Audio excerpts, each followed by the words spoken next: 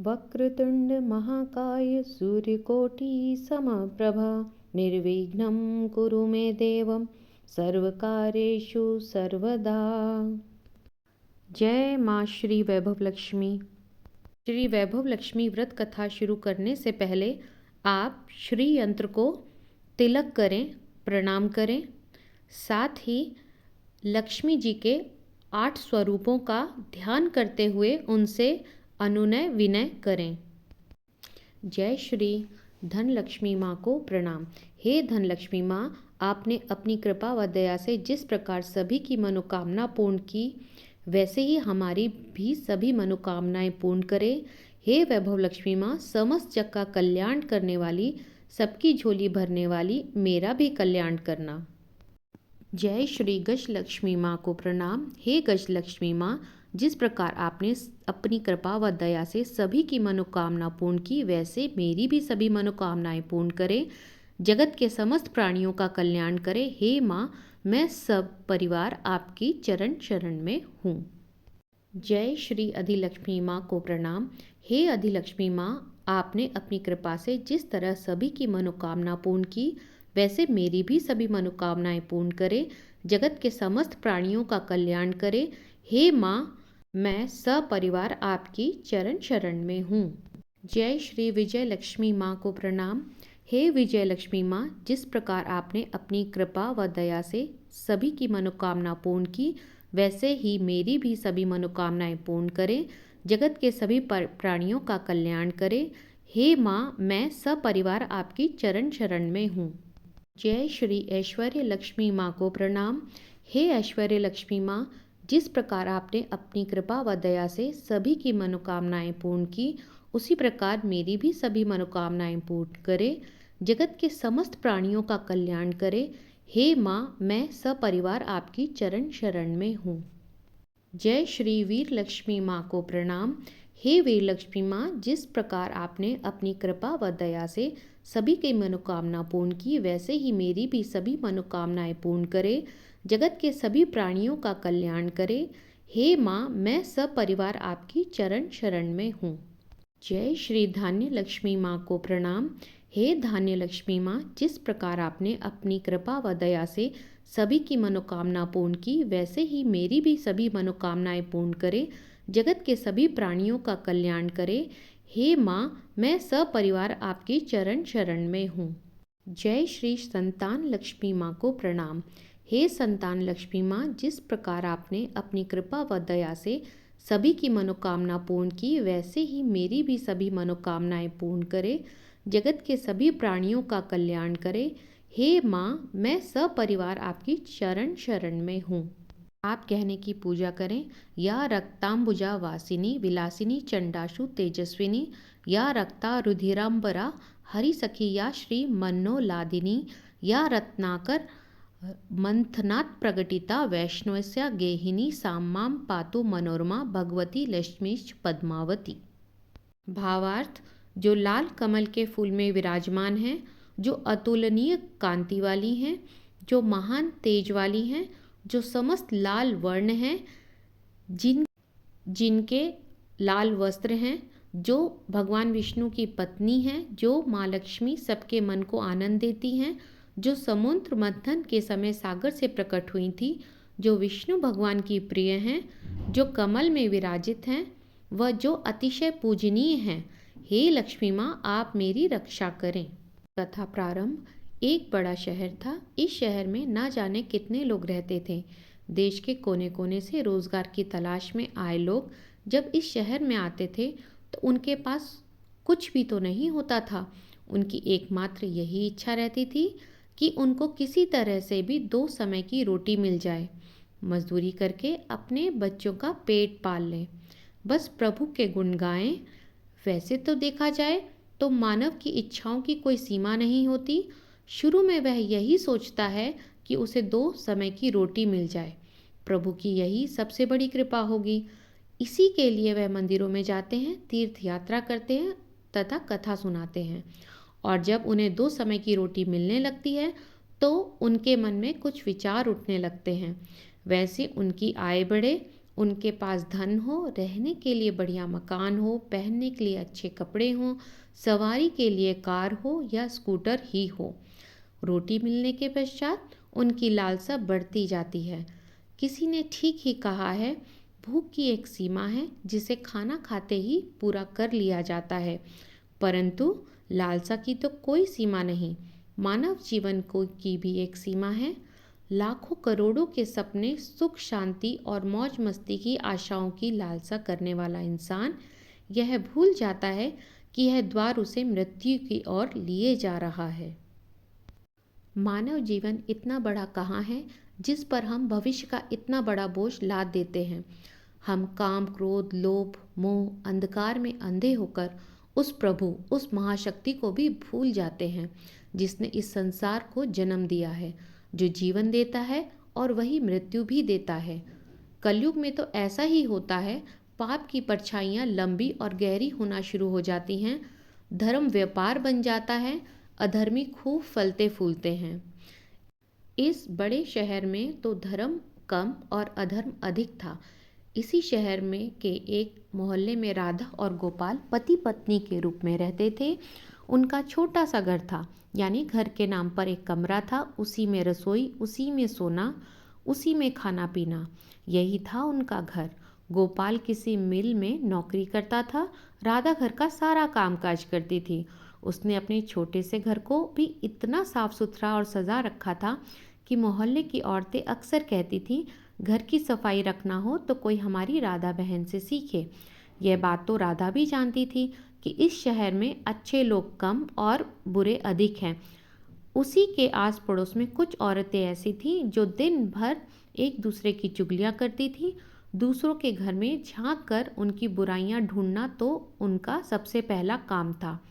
अपने घर की भले ही उनको कोई खबर ना हो, मगर पूरे मोहल्ले की खबर तो उनके पास यूं रहती थी जैसे मोहल्ले की डायरी लिखने का काम प्रभु ने उन्हें सौंप रखा हो। राधा को उनकी यह बातें पसंद नहीं थी। पहले तो उसे घर के कामकाज से ही समय नहीं मिलता था। दूसरा, पति की सेवा करना उसका धर्म था।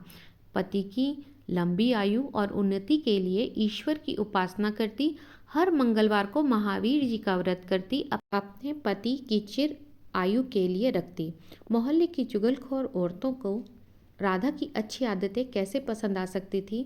वे तो ये कहने लगी थी कि राधा में बड़ी अकड़ है, जो किसी से बात करना पसंद नहीं करती। शायद इसीलिए ना कि वह बड़ी सुंदर है। उसे अपनी सुंदरता पर बड़ा गर्व है।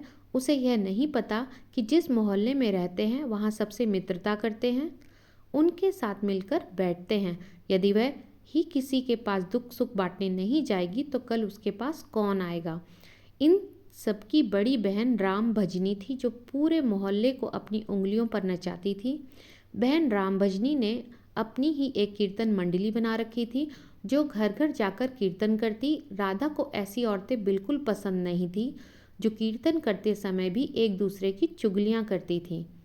यही कारण था कि राधा ने कई बार उनको टोकते हुए कहा था, देखो बहन राम भजनी, वैसे तो आपका नाम है भजनी, मैं आपके हाथ जोड़कर प्रार्थना करती हूँ, पूजा एवं कीर्तन करते समय किसी की चुगली मत किया करो।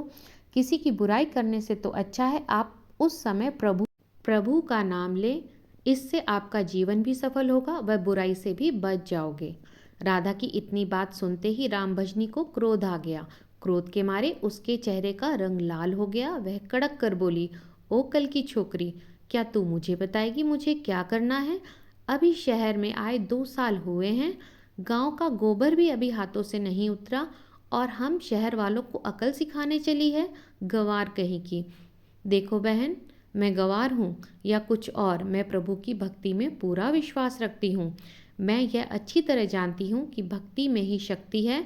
भक्ति ढोलकियाँ चिमटे बजाने से नहीं होती, बल्कि सत्य के पथ पर चलने से होती है। ईश्वर का यही सिद्धांत है, यही शिक्षा है कि किसी का बुरा मत करो। मैं तो हर जीवात्मा में रहता हूँ। तुम मेरी तलाश में क्यों भटक रहे हो? यदि तुम सत्य और विश्वास का सहारा लेकर अपनी आत्मा में मुझे तलाश करोगे तो मैं तुम्हें अवश्य मिलूंगा। यह बात को सुनकर वह राम भजनी और उसकी साथी सब मिलकर राधा का मजाक उड़ाने लगी। राधा जानती थी ये लोग पाप करने वाले हैं, इनकी पूजा तो केवल ढोंग है, दिखावा है। इनके मन काले हैं, खोटे हैं। इनसे अधिक बोलने का कोई लाभ नहीं। इनकी कीर्तन मंडली खूब धन कमा लेती है। ईश्वर के नाम पर व्यापार, दुर्गा के नाम पर लूट। छी छी छी, घिन होने लगती थी राधा को इन सब से। उसने अपने घर में पूजा पाठ करना शुरू कर दिया। वह इन लोगों से दूर रहने लगी। उधर गोपाल बुरी संगत में पड़कर शराब पीने लगा, जुआ खेलने लगा। गांव से आया सीधा साधा गोपाल शहर के साथियों में ऐसा फंसा कि उसे बुरी आदतें लग गई। शुरू शुरू में उसने अपने आप को बहुत बचाने का प्रयास किया, लेकिन जब चारों ओर आग लगी हो, वह कब तक बच सकता था। एक मजदूर का वेतन ही कितना होता है। सारा महीना करने पर जो कोई उसे मिलता, उससे घर की 2 समय की रोटी चल सकती थी। मकान का किराया, दुनियादारी, कपड़े लत्ते, यह सब कुछ उसे वेतन से ही तो चलता था। लेकिन जब इस वेतन से शराब पी जाए, चरस गांजा पिया जाए, जुआ खेला जाए, तो घर कैसे चलेगा। राधा बेचारी बहुत दुखी हो गई। अंदर ही अंदर घुलने लगी। पति को मना करती तो उल्टी उसे मार पड़ती, गालियां सुनने को मिलती। घर में आकर वह इतना हो हल्ला करता कि लोगों को उसका मजाक उड़ाने का मौका मिलता। वह धीरे धीरे अंदर ही अंदर टूटने लगी, हर समय उदास रहने लगी। उसके मन की आग को शांत करने के लिए आंसू बहाती रहती। इस परदेश में उसका कौन था जो उसे सहारा देता। वह तो बहुत अकेली पड़ गई थी। उसे प्रभु का ही सहारा था। माँ दुर्गा ही उसे सहारा देंगी। माँ लक्ष्मी तो इस घर से रूठ चुकी थी। गोपाल ने घर के बर्तन तक बेच डाले थे। इतने बड़े संकट में भी उसने प्रभु का विश्वास नहीं छोड़ा, माँ दुर्गा की उपासना नहीं छोड़ी। उसे पूर्ण विश्वास था कि एक दिन माँ उसके सारे कष्ट दूर करेंगी। एक दिन जब घर में खाने को कुछ भी नहीं बचा था, वह 2 दिन से भूखी थी और जिस दुकान से खाने पीने का सामान उधार मिलता था, उसने इसके लिए उधार देने को मना कर दिया, क्योंकि पिछले कई रुपए उसने उसके नहीं लौटाए थे। इस युग में तो जिसके पास लक्ष्मी नहीं, वह भूखा मर जाएगा। राधा माँ लक्ष्मी के चित्र के आगे हाथ जोड़कर बैठी रो रही थी। माँ ने उसकी आंखों से टपकते आंसू देख लिए थे, उसके हृदय के दुख जान लिए थे। राधा रोई जा रही थी, साथ वह माँ लक्ष्मी का पूजन भी कर रही थी। माँ लक्ष्मी, मुझे बचा लो। माँ, मुझे बचा लो। देखो मेरे घर क्या हालत हो गई है। मैं 2 दिन से भूखी हूँ। मेरा पति बिगड़ चुका है। घर में लक्ष्मी जी आप बैठी हैं, परंतु आपका दूसरा स्वरूप जो इस संसार में माया है, वह इस घर में नहीं है। उसके बिना जीवन नहीं। माँ, मुझे बचा लो। माँ, मुझे बचा लो। माँ, मुझे बचा लो। माँ, माँ शक्ति दो, शक्ति दो। माँ, माँ लक्ष्मी कृपा करो। तुमने मुझे ना बचाया तो मैं तुम्हारे चरणों में ही जान दे दूंगी। अब तो मेरा यह अंतिम निर्णय है। यह कहती हुई राधा माँ लक्ष्मी के चित्र के आगे गिर गई। उसी समय घंटियां बजने लगी, शंख की आवाज आने लगी। राधा के उदास चेहरे पर अपने आप खुशी की लहर दौड़ गई। तभी उसके कानों में आवाज आई, बेटी राधा, तुम्हारी आराधना सफल हो गई है। तुमने इतने बड़े संकट में भी मुझ पर से विश्वास नहीं छोड़ा, अपनी श्रद्धा में कमी नहीं आने दी, इसलिए मैं तुम्हारी ऊपर प्रसन्न हूँ। राधा, तू पतिव्रता धर्म में पूरी उतरी है, अपने पति की सेवा में कोई कमी नहीं रहने दी। दूसरा, तूने मुझ पर से विश्वास नहीं छोड़ा, यह सब तेरी अग्नि परीक्षा ही थी जिस पर तू पूरी उतरी है। हे जगत माता, मैंने आपसे आज तक कुछ नहीं मांगा, परंतु आज मैं मजबूर हो गई हूँ। माँ, आज पहली बार आपसे घर की खुशियाँ मांग रही हूँ। माँ, मुझे धनवान बनने की कोई लालसा नहीं। मुझे तो जीने के लिए धन की ज़रूरत है, जिससे हम खाना खा सकें। मेरे बिगड़े हुए पति को सुधार दो। माँ, जाओ बेटी, अपने घर को संभालो। मैं तुम्हारी मनोकामना पूरी करने के लिए द्वार खोल रही हूँ। उठो, अपने घर के द्वार खोलो। राधा के अंदर ना जाने कहाँ से अनजानी शक्ति आ गई। वह माँ लक्ष्मी के चरणों से उठकर अपने घर के द्वार की ओर गई तो सामने एक तिलकधारी ब्राह्मण को खड़े पाया। बेटी राधा, जय माँ लक्ष्मी बोलो। जय माँ लक्ष्मी, राधा ने पूरी शक्ति से कहा। देखो बेटी, मैं माँ लक्ष्मी जी के मंदिर का पुजारी हूँ। माँ के आशीर्वाद से यह 2 बोरी आटा और साथ में दालें और घी, यह सब खाने की सामग्री घर पहुँचाने के आदेश हुए हैं। आप धन्य हैं महाराज, आप धन्य हैं। माँ लक्ष्मी के पुजारी होने के नाते मैं आपके चरण छूती हूँ महाराज, और आपसे यह प्रार्थना करती हूँ कि मुझे यह संकट से निकालने का उपाय बताओ। देखो बेटी, इस माया रूपी संसार में सुख प्राप्त करने के लिए अपने मन को शुद्ध और आत्मा को पवित्र रखना पड़ता है। माया जी को तिजोरी में बंद रखने वाले पापी होते हैं। यदि तुम अपने मन की शांति और घर गृहस्थी चलाने के लिए लक्ष्मी जी को प्राप्त करना चाहती हो तो लक्ष्मी माँ का व्रत करो। इस व्रत के करने से आपकी हर मनोकामना पूरी होगी, तुम्हारे सारे संकट दूर हो जाएंगे।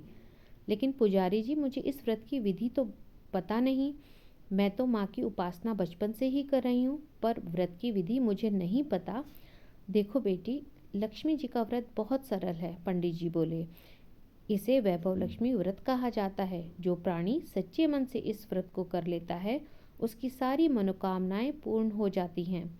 उसे हर प्रकार के सुख संपत्ति प्राप्त होती है। इस व्रत को विधि पूर्वक करने से इसका फल प्राप्त होता है। जो लोग इस व्रत को विधि पूर्वक नहीं करते उन्हें कोई फल नहीं मिलता, बल्कि वे अपने मन की शांति खो बैठते हैं। कई पाखंडी और धोखेबाज यह कहते फिरते हैं कि सोने के गहने की हल्दी कुमकुम से पूजा करो, बस व्रत हो गया, परंतु ऐसा है नहीं। कोई भी व्रत जब तक अपनी विधि अनुसार नहीं किया जाता उसका फल शून्य ही होता है। यह सब कुछ अपने आप पर निर्भर करता है। वैसे घर में यदि सोना है तो व्रत रखकर उसकी उपासना ज़रूर करें। माँ लक्ष्मी जी का व्रत शुक्रवार को रखना चाहिए। सुबह उठकर नहा धोकर साफ सुथरे कपड़े पहने। उस दिन भर माँ का पूजन करें। हर समय मुंह से यही शब्द निकालें, जय लक्ष्मी माँ, जय लक्ष्मी माँ। शाम के समय पूर्व दिशा की ओर मुंह करके आसन पर बैठें और माँ लक्ष्मी जी की मूर्ति या चित्र किसी ऊंचे स्थान पर रखकर उसके आगे चावलों की ढेरी लगाएं। एक खुली प्लेट में सोने के जेवर रखें। यदि सोने के जेवर ना हो तो चांदी के जेवर रखें। माँ लक्ष्मी के चरणों में गुलाब के सुर्ख फूल को अर्पण करके धूप के साथ देसी घी की जोत जलाएं। वैसे तो माँ लक्ष्मी के अनेक रूप हैं, परंतु इन सब की नींव श्री यंत्र है। जिस किसी भी भक्त ने श्री यंत्र के दर्शन कर लिए, समझो उन्होंने माँ के हर स्वरूप के दर्शन कर लिए। इसलिए माँ पूजन के समय श्री यंत्र को मत भूलें। सबसे पहले प्लेट में रखे जेवर को हल्दी का टीका लगाकर 5 बार बोलें, जय माँ वैभव लक्ष्मी, जय माँ वैभव लक्ष्मी, हमारी खाली झोली भर दो, हमारी खाली झोली भर दो। इसके पश्चात घी, आटे और चीनी को भून कर बनाया गया प्रसाद, जिसमें केले के टुकड़े कटे हों, माँ लक्ष्मी की आरती करके उस प्रसाद को लोगों में बांटें। बांटते समय भी आपकी जुबान पर माता लक्ष्मी की जय ज़रूर रहनी चाहिए। यह व्रत निरंतर 21 या 51 रखे जा सकते हैं। सूर्यास्त होने के पश्चात माँ की उपासना करके जब प्रसाद बांट लें तो आप भी भोजन ग्रहण कर सकते हैं। माँ के आगे पड़े चावलों को पक्षियों को डाल दें। व्रत रखने वाले हर भक्त के लिए ज़रूरी है कि वह श्री वैभव लक्ष्मी व्रत की कथा का पाठ करे और लोगों को सुनाए। इससे और भी अधिक पुण्य मिलता है। यह सारे व्रत जब विधि पूर्वक पूरे हो जाएं तो इसके फलस्वरूप प्राणी की हर इच्छा पूरी हो जाती है। माँ लक्ष्मी स्वयं उनका कल्याण करती हैं। उनके घर में सुख ही सुख मिलता है। धन तो आता ही है, पर जिसके घर में संतान हो उसके लिए यह व्रत वरदान से कम नहीं। जब व्रत संपूर्ण हो रहा हो, अर्थात 51वां या 21वां व्रत जब रखें तो उस दिन 7 छोटी बच्चियों को घर बुलाकर उन्हें आनंद पूर्वक भोजन कराएं। फिर कन्या को चांदी का अथवा गिलट का एक सिक्का दक्षिणा में दें। उस दिन श्री वैभव लक्ष्मी व्रत कथा की पुस्तकें 100, 51, 21 जितनी श्रद्धा हो उस अनुसार बांटें। माँ की प्रतिमा के आगे बैठकर दोनों हाथ जोड़कर उनसे प्रार्थना करें, हे माँ लक्ष्मी, आपकी और प्रभु की कृपा से मैंने आपके व्रत को विधि पूर्वक पूरा कर लिया है। इसलिए हे माँ, आप हमारी इच्छा पूरी करो, हमारी मनोकामना पूरी कर दो। हमें सदा सुखी रखना, हमारे परिवार को सुख देना माँ। बस बेटी, यह हर प्राणी के लिए कल्याण मार्ग है। तुम भी श्री वैभव लक्ष्मी व्रत करो, तुम्हारा पति भी ठीक हो जाएगा और तुम्हें धन मिलेगा। तुम सदा कष्ट मुक्त रहोगी। यह कहते हुए पुजारी जी तो चले गए। राधा ने आटे की बोरियां पड़ोसिन की सहायता से घर के अंदर रखवा दी। दालों को भी अंदर रखा। माँ लक्ष्मी की उपासना तो कर ही रही थी, परंतु विधि अनुसार नहीं कर पाती थी। आज माँ लक्ष्मी ने उसकी हालत देखकर जो उसकी सहायता की है, उसे वह कैसे भूल सकेगी। सहसा उसे ध्यान आया, कल ही शुक्रवार है, मैं कल से ही माँ लक्ष्मी जी के 21 व्रत आरंभ करूंगी। दूसरे ही दिन राधा ने शुक्रवार को व्रत कथा आरंभ कर दी और साथ ही माँ का व्रत रखा। सारा दिन माँ की आरती करती रही। फिर उसने रात्रि के समय श्री वैभव लक्ष्मी व्रत कथा का पाठ करके घर आए पति के चरण छुए, उसे प्रसाद खिलाया। उसके पति ने प्यार से उसे सीने से लगाया और कहा, मेरी राधा, तुम सचमुच देवी ही लग रही हो। मैं ही पापी था जो आज तक तुम्हें देवता न बन सका, राक्षस बना रहा, लेकिन आज मेरी आंखें खुल गई हैं। अब मुझे अपनी भूल का एहसास हो रहा है और मैं आज लक्ष्मी के चरणों में बैठकर प्रतिज्ञा करता हूँ कि मैं कभी शराब नहीं पीऊँगा, न कभी जुआ खेलूँगा, ना ही गंदे और बुरे लोगों की संगत में बैठूँगा। मैं तुम्हें कभी दुख नहीं दूँगा। मेरे देवता, मेरे प्राणनाथ, माँ लक्ष्मी की कृपा से आप सुधर गए तो मुझे संसार के खजाने मिल गए। आज मैं कितनी खुश हूँ। माँ ने मेरा उजड़ा घर बसा दिया, मेरा सुहाग मुझे मिल गया। अब मैं 21 व्रत पूर्ण करके श्री वैभव लक्ष्मी व्रत कथा की 51 प्रतियां लक्ष्मी भक्तों को बांटूंगी, ताकि उनका भी मेरी ही भांति कल्याण हो जाए। गोपाल ने अपनी पत्नी का हाथ पकड़कर उसे चूमते हुए कहा, देखो राधा, जिस माँ लक्ष्मी ने मुझे पाप के संसार से निकाल दिया है, मैं भी उसके 21 व्रत रखूंगा, सदा घर में उनकी पूजा करता रहूंगा। राधा ने अपने पति के चरणों में अपना सिर रखते हुए कहा, मेरे देवता, आज मैं बहुत प्रसन्न हूँ, बहुत ही प्रसन्न।